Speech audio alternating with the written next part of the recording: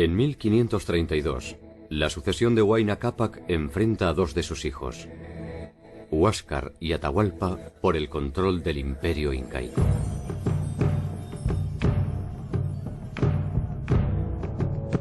Ese mismo año, la avanzada española al mando de Francisco Pizarro inicia la conquista del Tahuantinsuyo.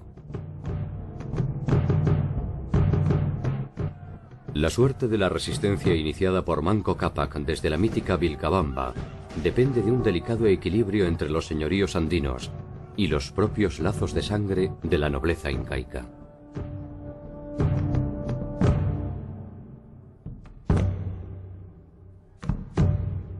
Intrigas, arrojos, lealtades y traiciones se encadenan durante más de 4 décadas hasta desembocar en la embestida final contra Tupac Amaru.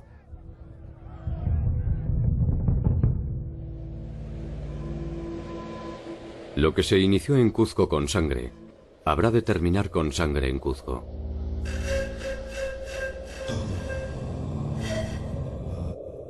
¿Cómo y por qué se derrumbó el imperio de los incas?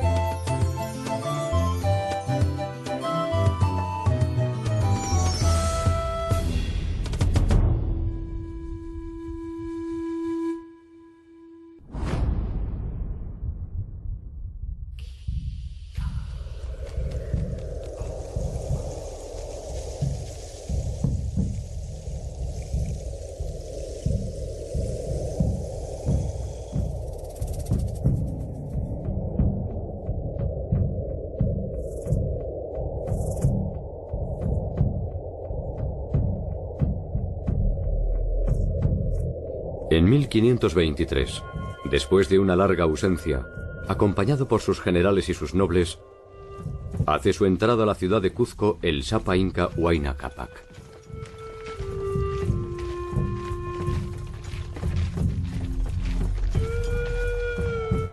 Huayna Cápac regresa después de intensas campañas al norte del imperio. Todos saben que ha conquistado a Chachapullas y Saramisus y ha aplastado la rebelión de los Caranques. Todos saben que la sangre de los rebeldes desembocó en la laguna de Yaguarcocha, donde fueron decapitados. Huayna Cápac regresa acompañado de sus consejeros. Ha dejado en Tumipampa uno de sus hijos predilectos, Atahualpa.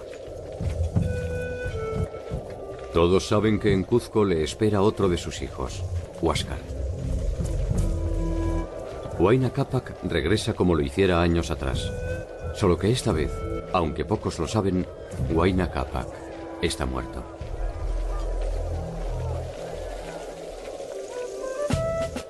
Huayna Cápac había subido al poder en 1493. Como era habitual, la ceremonia de coronación incluía pompas y festejos. Los nobles y los curacas llegaban desde los confines del imperio para honrar al nuevo hijo del sol, quien además de asumir su nueva y sagrada responsabilidad, se uniría en casamiento con su hermana, la Colla. La Colla era la mujer principal de un inca. Cuando el inca tomaba la mascapacha o la borla, ese mismo día se casaba con una mujer que sería la Colla, la reina, superior a todo el resto del harén. Y generalmente era una hermana o pariente cercana. Las dinastías incaicas procedían de distintas familias sanguíneas, conocidas como paracas o ayllus reales. El poder de cada uno de estos grupos se ponía en juego en cada sucesión para intentar mantener sus privilegios. El casamiento servía también para asegurar alianzas estratégicas con los principales curacas regionales.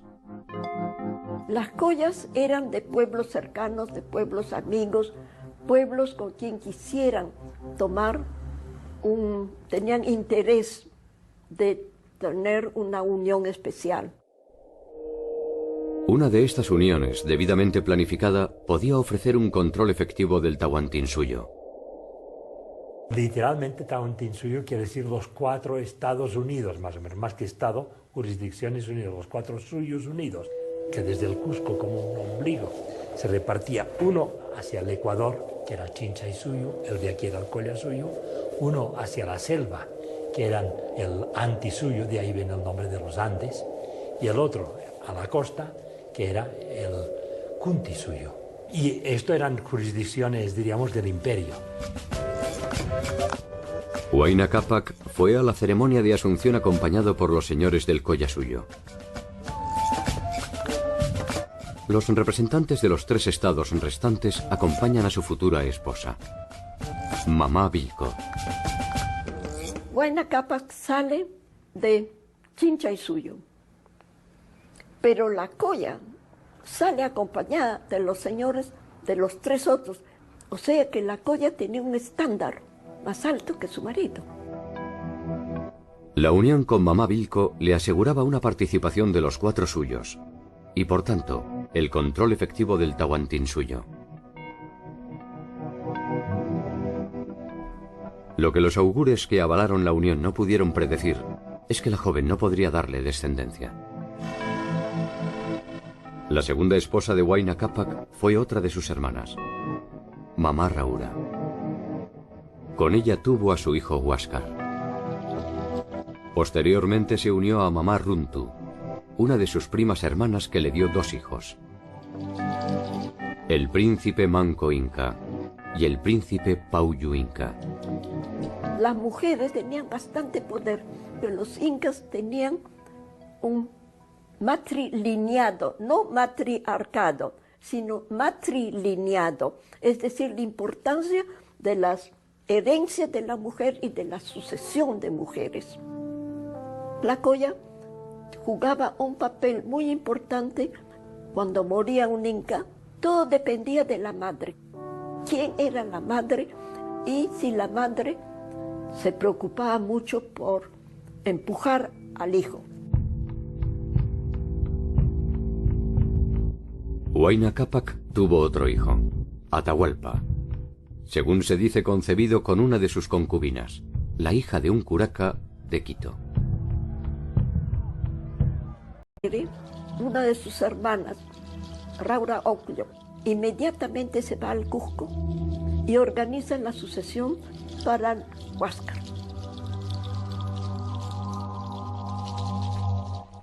La decisión de ocultar la muerte de Huayna Cápac obedecía a la necesidad de no agitar las aguas de la sucesión, hasta tanto no se definiera la situación de Huáscar.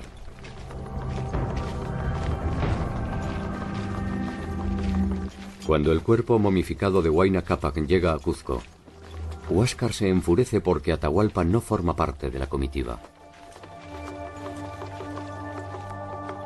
Sabe que no dominará el Tahuantinsuyo, hasta tanto no dé cuenta de las ambiciones de Atahualpa.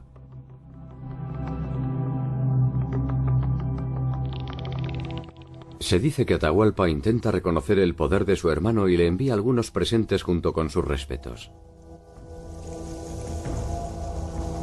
Se dice también que Huáscar le devolvió un atavío de ropas femeninas. Más cosas se dicen. En Tumipampa, el pueblo natal de Huayna Cápac, Atahualpa inició la construcción de un palacio para albergar a su padre. Solo un Sapa inca tiene esa prerrogativa. Los incas se momificaron pero no se enterraron. Los mantenían en sus palacios con mujeres, servidores, con todo. Seguían como si estuvieran vivos. Probablemente la intención de Atahualpa fuera la de reforzar su poder a través de esta costumbre. El costo de mantenimiento de cada uno de estos linajes corría por cuenta del incario, y Huáscar Inca intentará terminar con estos privilegios que formaban parte de la milenaria tradición de los pueblos andinos heredada por los incas. Huáscar se hizo impopular porque dijo que iba a enterrar a todas esas momias porque le tomaban la mejor tierra del Cusco y que él se quedaba sin nada. Entonces de ahí vino el descontento que siguió después. Esta decisión se sumó a otras que generaron el descontento de la nobleza cuzqueña, que empezó a pensar que tal vez Huáscar no era el hombre indicado para conducir el imperio.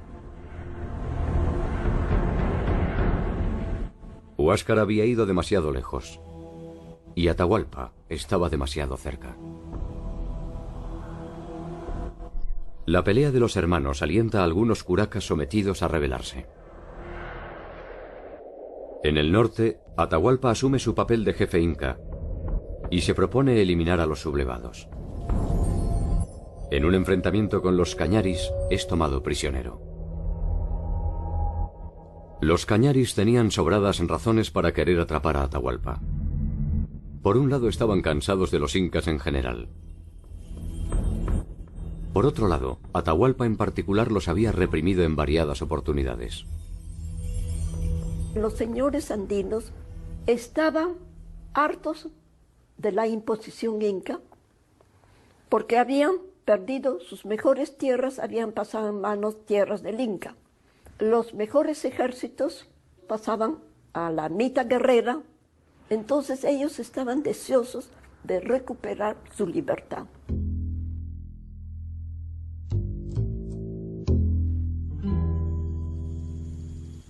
Atahualpa fue encerrado en un cuarto a la espera de una decisión que no era difícil de imaginar. Sin embargo, logra escapar. Algunos dicen que ayudado por sus hombres, otros que ofreciendo riquezas a cambio de su libertad. La versión que él mismo dio a sus camaradas es que su padre, el mismísimo Sol, lo transformó en Amaru, cuyo significado es serpiente, y le permitió abandonar la prisión.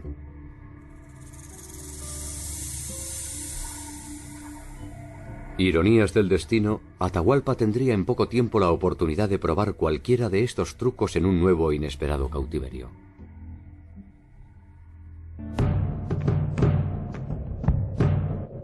Atahualpa continúa con sus campañas de escarmiento e intenta controlar a los curacas de la isla de Puna. Es rechazado y se refugia en Tumbes, donde se entera de que unos extranjeros que llegaron por el mar los habían despojado de algunas riquezas pertenecientes al Incario, sin que éstos atinaran a defenderlas.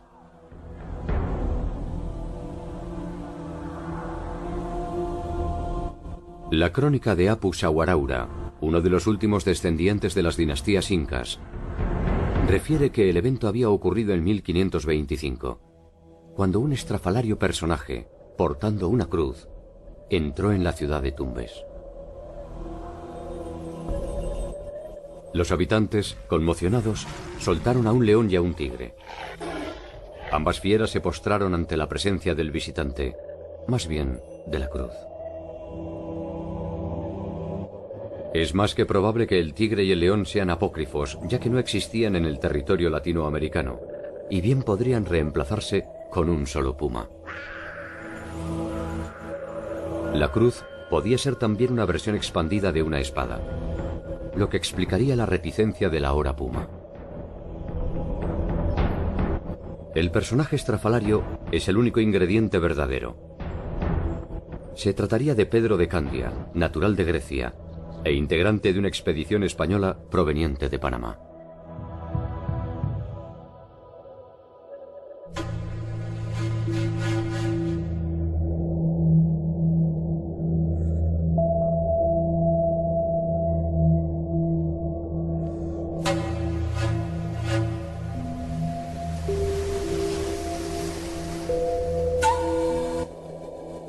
La llegada de Pedro de Candia a Tumbes confirma lo que todos desean.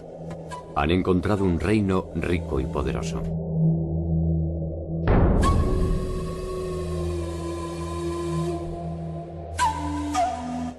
Con esta información no resulta difícil conseguir el apoyo financiero para iniciar la invasión.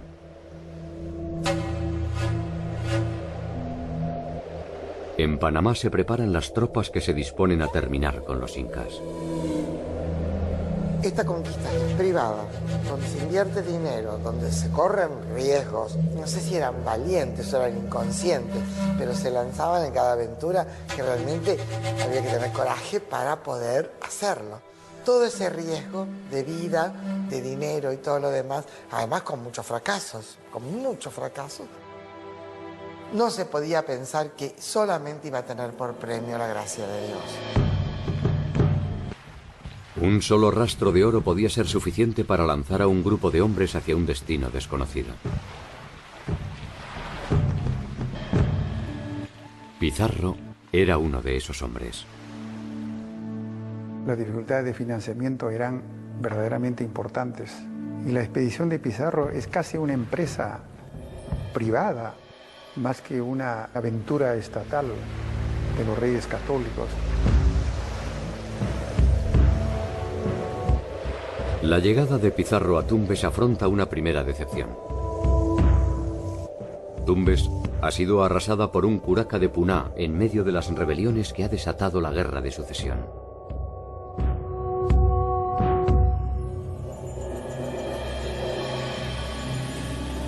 Para entonces, Huáscar ha sido vencido y asesinado.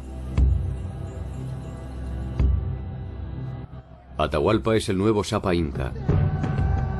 Y solo entonces decide ocuparse del pequeño grupo de extranjeros a los que quiere conocer pese a la advertencia de sus generales que le sugieren acabar con ellos. Atahualpa acampó en Cajamarca a la espera de las huestes de Pizarro. Es decir, ambos fueron al encuentro. Atahualpa y Pizarro se encuentran en la plaza de Cajamarca. Los ecos de la jornada todavía resuenan en la historia y exigen buscar las razones del fatal desenlace. Hay que imaginar ese momento en que aparecían 120 caballos y las armas de fuego. Fue suficiente para producir una estampida de la población. Pizarro avanza sobre Atahualpa. Las armas estallan. Los caballos se abalanzan sobre la población. Muchos mueren bajo el plomo de los arcabuces, otros como consecuencia de la estampida. Solo cuando la confusión dio paso al silencio, se pudo hacer un balance de los resultados. Huida de muchos generales indígenas y algo que relatan las crónicas, ¿no? El enmudecimiento de los dioses indígenas, para los indígenas.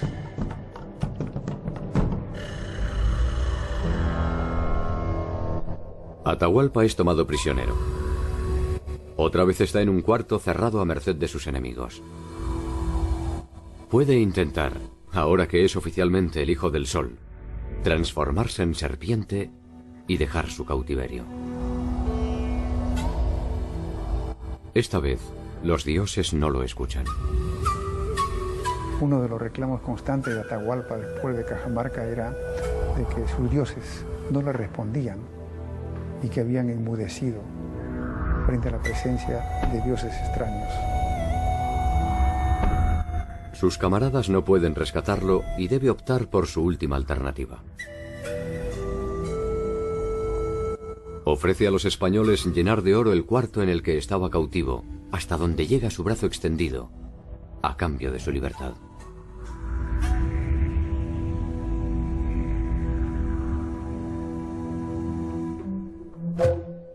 Mientras sus hombres recorren el imperio en busca del preciado metal, el centro del mundo será transitoriamente Cajamarca. Cuzco, sin embargo, no estaba dormida. La historia de los incas volvería a ponerse en marcha encaramada en otro de los hijos de Huayna Cápac, Manco Cápac II. Los españoles tenían una superioridad tecnológica, se ha dicho muchas veces, el caballo y el arcabuz, pero también eran muy conscientes de la minoría frente a la densidad demográfica del imperio incaico. Los sectores cusqueños, que se habían sentido desplazados por Atahualpa, empiezan sus embajadas respecto de Pizarro. Y Pizarro además necesita un Zapa Inca, porque recordemos que estaba en Cajamarca y necesitaba recorrer un largo camino, el Camino Real, hasta el Cusco, que era el centro del imperio y el centro del poder político, teocrático y económico del Tahuantinsuyo. El Inca que Pizarro necesita vendrá hasta él desde el sur. Su nombre es Manco Cápac II, también conocido como Manco Inca. Juntos se disponen a terminar con las fuerzas de Atahualpa.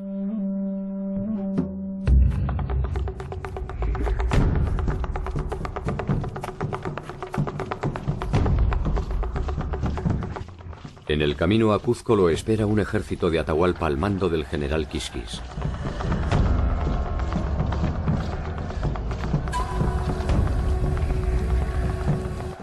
Quisquis es derrotado en Vilcaconga. Sus fuerzas se dispersan liberando el camino a Cuzco.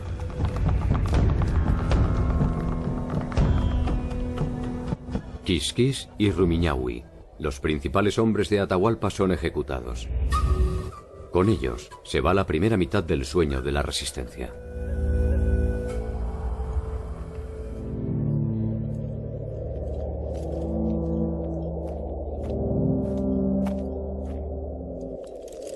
El mundo andino es casi siempre una mansa sorpresa y un juego de opuestos.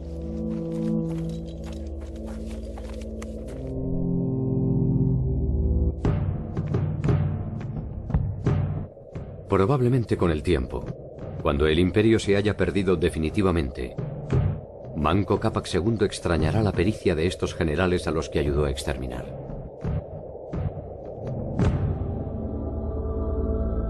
Manco Cápac entra en el Cusco junto con Pizarro y en ese momento es entronizado Inca y se denomina Manco Cápac II.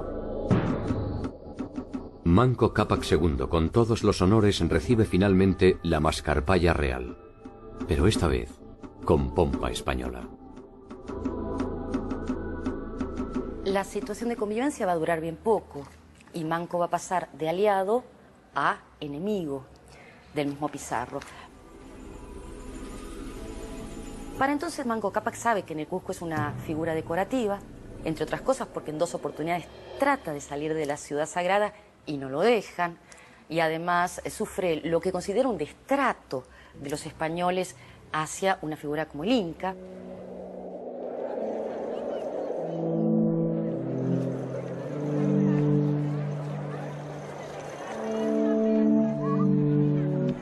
Para entonces, Atahualpa era juzgado en Cajamarca.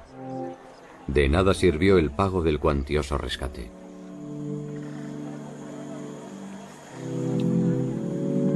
En este juicio, que ya estaba decidido de antemano, se declara a Atahualpa culpable.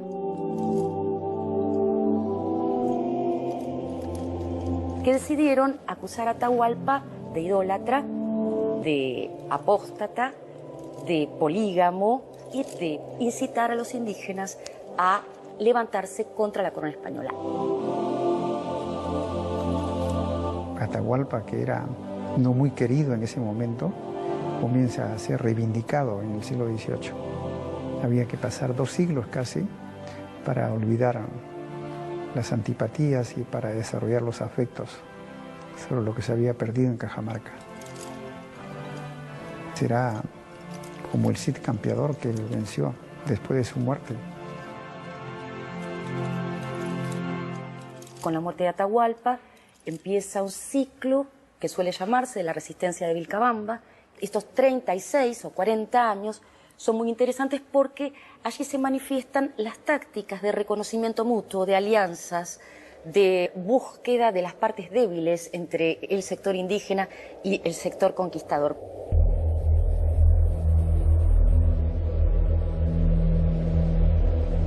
Para algunos, Manco no fue más que un títere de Pizarro, que superado por las humillaciones retornó casi a su pesar a su posición de hijo del sol para organizar la resistencia. Para otros, quizás los menos, cada uno de los pasos que dio desde 1533 a 1544, cuando fue ultimado a traición en Vilcabamba, formaron parte de un estricto plan que estuvo a punto de coronarse con una nueva era de gloria para los incas. Fue el que protagonizó la rebelión indígena, cuando lo soltaron porque estaba prisionero. Le dijo a Pizarro que iba a traer oro, entonces lo soltaron. Promete que va a traer la estatua de Huayna Cápac, que está toda llena de oro hasta las entrañas, decía, y entonces sale del Cusco. Y entonces se rebeló. Pero los grandes señores no lo apoyaron. Al contrario, los grandes señores apoyaron a los españoles. Muchas de las poblaciones indígenas que antes eran adversarias y opositoras al mundo controlado por los incas, se convierten en aliadas de los españoles. Y el proceso avanza así, como un proceso político, como un proceso militar y como un proceso cultural a la vez. Porque no fue un puñado de españoles que ganan.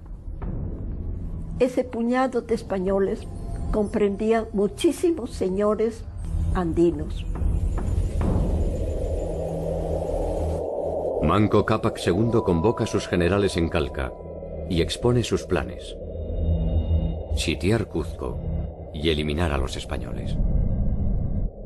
Cuenta con fuerzas leales y no duda de que en cuanto se inicie la rebelión podrá convocar a otros señores. Sin embargo, se equivoca. Los señores andinos querían librarse de los incas y el pueblo también apoyaba eso. ¿Por qué? Porque el hombre del pueblo tenía que ir a la mitad guerrera, que antes era corta, pero con el Estado ya era larga. Por ejemplo, ir a Chile es muy lejos para ir a pie. Entonces demoraban años, 6 años, 7 años y a veces no volvían. Entonces había un descontento. En las afueras de Cuzco se encuentra un punto para la defensa de la ciudad: la fortaleza de Sacsayhuamán, que está ahora ocupada por los españoles.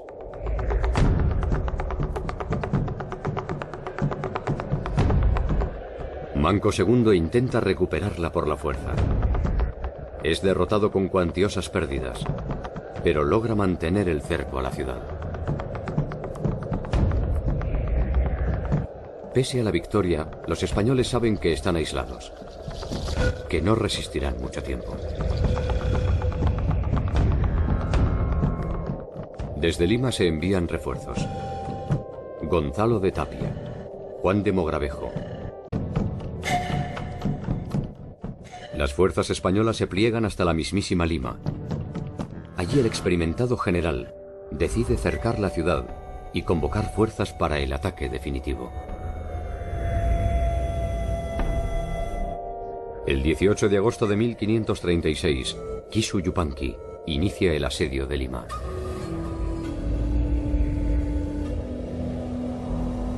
Cuzco sigue cercada por las fuerzas de Manco Cápac. La victoria parece estar al alcance de la mano.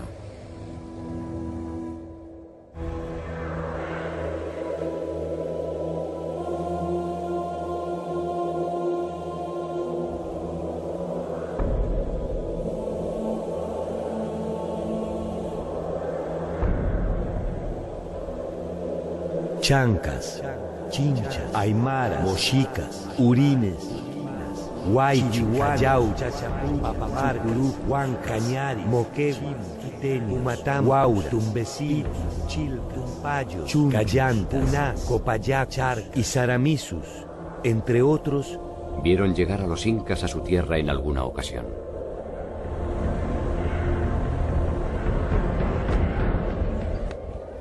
Los que se enfrentaron a ellos fueron derrotados. Los que se aliaron conservaron sus privilegios y pasaron a formar parte del imperio. Ahora Manco Inca los convoca para desterrar a un nuevo invasor. La resistencia más que nunca depende de la memoria histórica.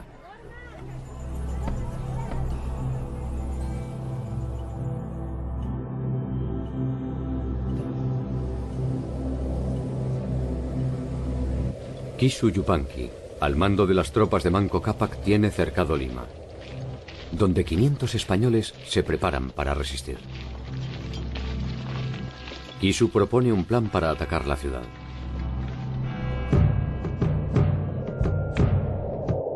Dos columnas armadas lo acompañarán.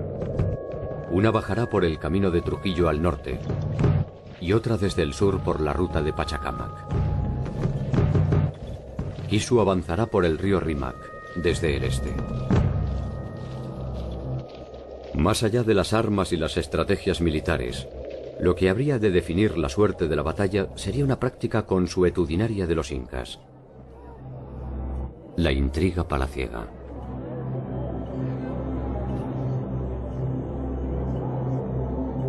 Mamá Kunturhuacho era una poderosa curaca de Huaylas quien tuvo el privilegio de unirse al hombre más poderoso de su tiempo, Huayna Cápac. Su hija Inés tuvo una suerte similar. Fue la amante de Pizarro. Inés estaba en Lima en el momento del asedio. Encerrada también entre su pasado y su presente, hace un llamamiento desesperado a su madre para que envíe refuerzos a Pizarro para defender la ciudad. La concubina de Pizarro, doña Inés Huaylas Yupanqui, hija de Huayna Cápac, ella mandó aviso a su madre para que le mandara un ejército inca. Y le mandó un ejército inca. Y así se perdió Lima. Mamá Kunturhuacho envió a más de 5.000 hombres hacia Lima para reforzar las defensas y asegurar los privilegios de la joven Inés. Kisu ataca frontalmente la ciudad. Su temeraria acción no es solo imprudencia. Espera que sus aliados distraigan a las fuerzas españolas. Sin embargo, los huancas que debían avanzar por la ruta de Pachacamac no llegarán en su ayuda.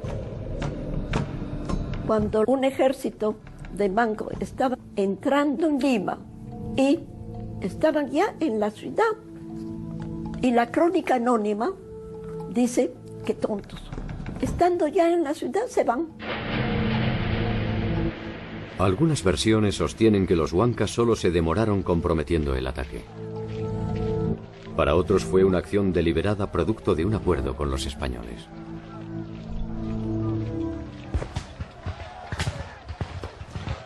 Kisu Yupanqui fue sorprendido y muere con todos sus hombres en las puertas de Lima. El saldo fatal es que la derrota fue irreversible. Nunca más hubo un triunfo indígena importante. Todos los esfuerzos posteriores de recuperación de lo perdido fueron derrotas. La derrota fue un golpe irreversible para la resistencia inca. Manco Cápac perdió en ese día funesto a Kisu Yupanqui, uno de sus más valiosos hombres.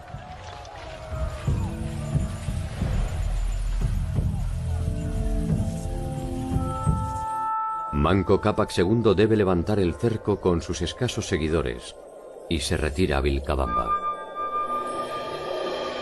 A partir de ese momento empieza la resistencia y la oposición de Manco Cápac hostigando a las tropas españolas, tanto que Pizarro debe fundar una ciudad entre Lima y Cusco, que es Huamanga, para evitar estas incursiones de Manco Cápac.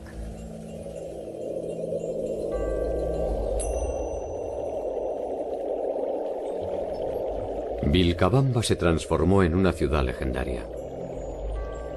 Lejos del esplendor de Cuzco o Machu Picchu, construyó durante años su condición inexpugnable, quizás porque la ciudad perdida, lejos de ser una serie de coordenadas, era una serie de voluntades.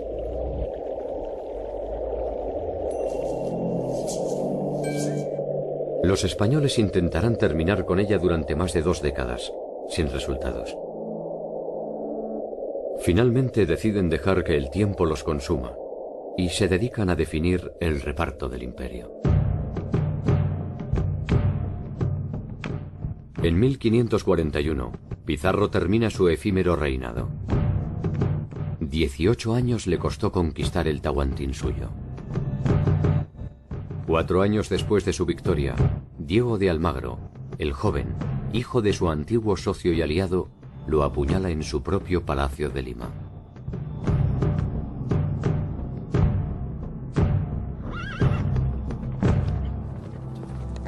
Los asesinos de Pizarro se refugian en el único sitio que los españoles no han logrado conquistar: Vilcabamba. Allí son recibidos por Manco Cápac, quien les da asilo y protección.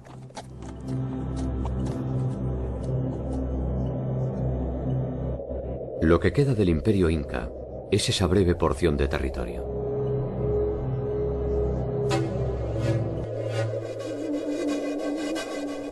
De alguna manera obtiene una módica recompensa. Ni Pizarro ni Almagro lograrán sobrevivirlo. En su triste exilio tuvo la oportunidad de repasar cada uno de sus actos y reprocharse cada uno de sus errores. Es probable que se haya arrepentido de haberles facilitado el camino a Cuzco en los primeros días de la conquista. Quizás sin saberlo, al refugiar a Méndez, volvió a cometer el mismo error. En 1544 los españoles que había cobijado lo atacan a traición y lo asesinan. Poco después son ejecutados. Sairi Tupac, su hijo, se convierte en su legítimo sucesor. Tiene apenas 5 años. Demasiado poco incluso para un inca, como para iniciar una guerra.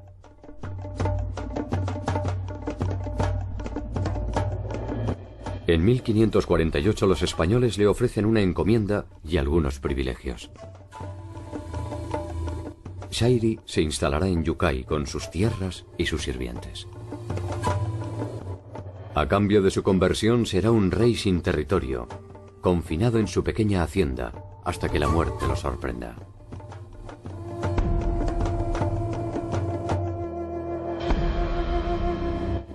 Le sucede Titu Cusi, quien reiniciará una tensa relación con los españoles, regresando a Vilcabamba. Titu Cusi muere en un episodio que es bastante sombrío. Probablemente haya contraído, cosa que era muy frecuente, alguna de las enfermedades que trajeron consigo los españoles. De cualquier manera, lo que entendieron los curacas que lo rodeaban a Titu Cusi era que los monjes agustinos que habían entrado a Vilcabamba le habían dado unas medicinas que lo habían envenenado, razón por la cual fueron ajusticiados muy duramente, fueron degollados y sus cabezas puestas en picas. Esto era una costumbre muy frecuente. Este nuevo desafío al poder español tendrá un alto costo. El esplendor inca se iba apagando como un fuego viejo. Ya no eran una amenaza. Muchos se habían convertido al catolicismo, y solo restaba esperar que el olvido pusiera su maquinaria en funcionamiento para transformarlo en un breve evento del pasado.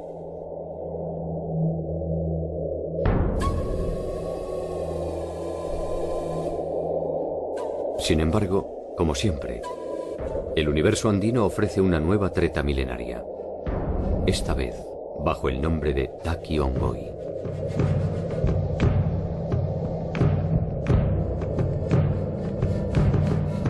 El Taquiongo, que muchos traducen como danza frenética, fue un movimiento de resistencia que nace del momento en que también aparece la idea de que la conquista es un hecho que está para quedarse definitivamente, y la desestructuración del mundo andino provoca un estado de angustia, en muchos casos, de trauma, que es leído de alguna manera a partir del enojo de los dioses, de las huacas, que son lugares sagrados, lugares que habían sido sistemáticamente destruidos por la conquista.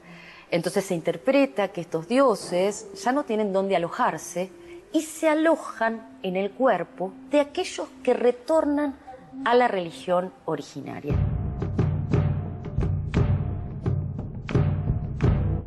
La impronta del Taki Ongoy despertará el recelo de las autoridades españolas, que durante 10 años se concentrarán en acabar con sus esquivos representantes. El Taki Ongoy fue muy perseguido por idólatra y apóstata. Es el fin del ciclo de la resistencia, donde desaparecen las ilusiones, certeras o no, de alianzas, o de recomposición del mundo andino.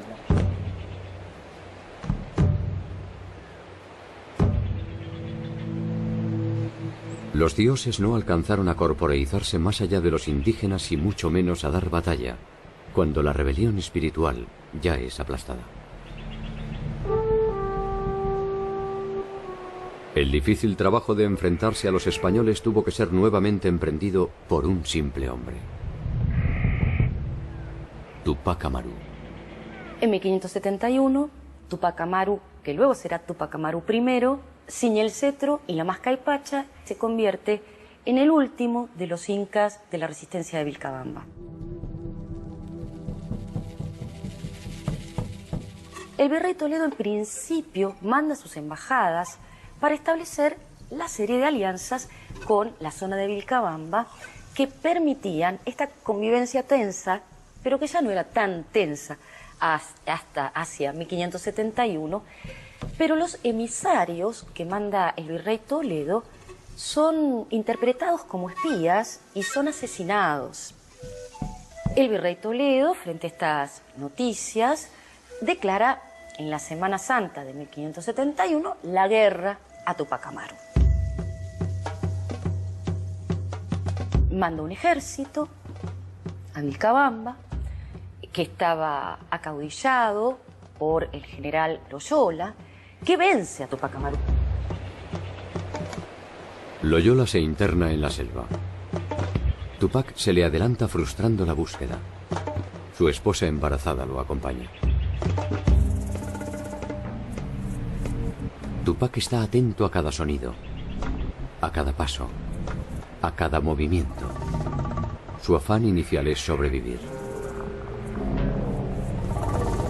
Quizás ni siquiera pueda pensar que con él lleva el último gen de su linaje. Quizás no tenga tiempo para pensar que con él viaja la historia del más grande imperio que conoció la Tierra, que sus perseguidores impunemente llaman las Indias.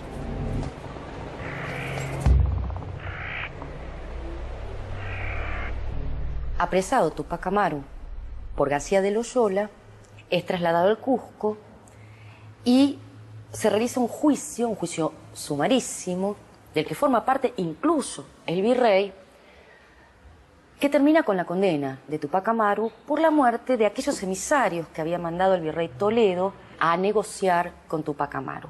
Tupac Amaru es condenado. Hay un gran movimiento de opinión para tratar de torcer esta decisión. Incluso los propios españoles piensan que no es una decisión apropiada, que es una decisión un poco audaz. Hay una ceremonia pública donde se lo ajusticia. Hay crónicas que dicen que Tupac Amaru advierte que su sangre va a estar derramada, pero que en algún momento volverá, y da lugar al mito del Incarri.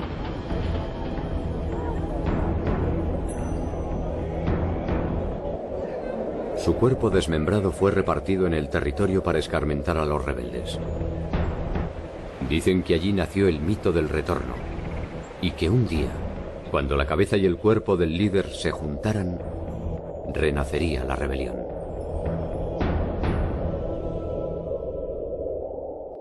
Ahí surge el mito del Incarri, es decir, esa cabeza que estaría enterrado en algún lugar de los Andes, en el inframundo, empieza a regenerar su cuerpo y volverá y redimirá y restaurará la unidad original de Tahuantinsuyu. Esto va a ser retomado, tanto así que José Gabriel Condorcanqui va a tomar el nombre de Tupac Amaru II, en el momento de las grandes sublevaciones del siglo XVIII. Este fenómeno de idealizar a la sociedad pasada conduce en el siglo XVIII a las grandes revueltas indígenas, cuya cúspide, su momento culminante, estaría representado por Tupac Amaru en Perú y los hermanos Katari en Bolivia, que son ya no el regreso a épocas más antiguas de los incas, sino el regreso a la época inca, donde ellos querían dar por concluida la colonización española e instalar un sistema de autoridades y de gobierno indígena, que probablemente fue la última oportunidad que se perdió en los Andes de construir gobiernos indígenas propios, como en África, o como en India, o como en China, o como en Japón, que terminaron con las colonizaciones extranjeras y crearon sus propias sociedades, rescatando a su propia gente. Refiere el cronista indiano Garcilaso de la Vega que antes de partir hacia España, donde escribiría los célebres Comentarios reales de los Incas, visita al corregidor de la ciudad Don Polo de Ondegardo, el cazador de momias. El corregidor conservaba en su propia casa las momias de Inca Viracocha, Tupac Inca Yupanqui, Huayna Capac, Mamá Runtu, Mamá Oclo, todas ellas en perfecto estado de conservación. Casi todo el linaje de 100 años de imperio.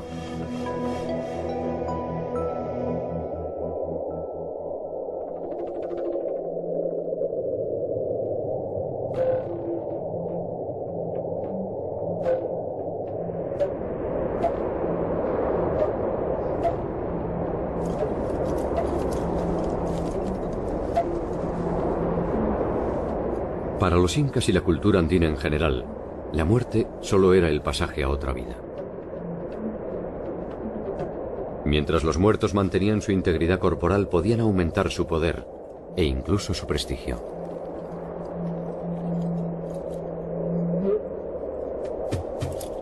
Los invasores procuraron no dejar vestigios de estos dioses palpables, ya sea quemándolos en la hoguera o dándole sepultura cristiana.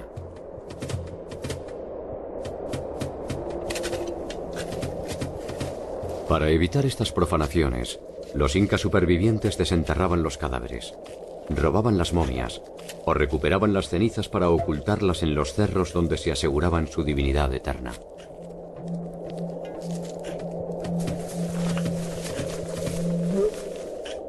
Algunas momias se encuentran todavía prófugas. Otras, se supone, han pasado a la clandestinidad.